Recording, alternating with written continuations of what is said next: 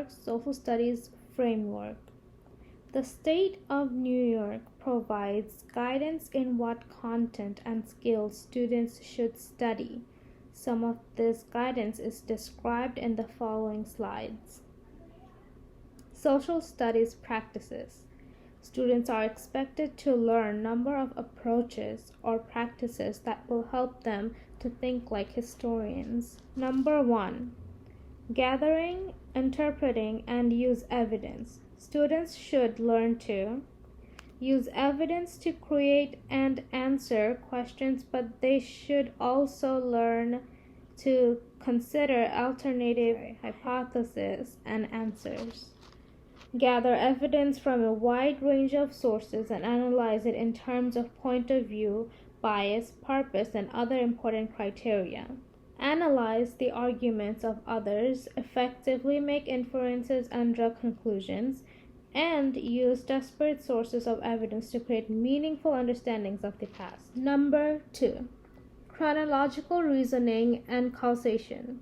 Students should learn how events are related in time, that earlier ideas and events can influence those that come later, that events and ideas can have short or long-term effect, the importance of historical continuity and change, to relate patterns of continuity and change, larger historical process and themes. Number 3. Comparison and contextualization. Students should learn to compare multiple aspects of historical periods and or events and geographic regions. Analyze multiple historical developments within, across, and between societies and in range of times and places. Recognize the relationships between geography, economics, and history and see how these relationships function as a context or event and movements. Number 4. Geographic reasoning.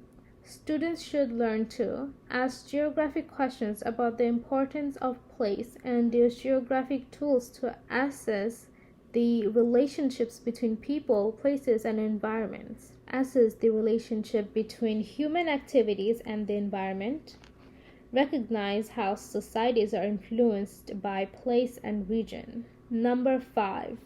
Economics and economic system. Students should understand the impacts of such economic concepts as marginal benefits, marginal costs, incentives, competition, property rights, and the rule of law in the market economy, how government economic policies affect the economy. Number 6. Civic participation. Students should learn to interact respectfully with others when participating in activities with their communities, get involved when necessary in social and political issues both as an individual and with group.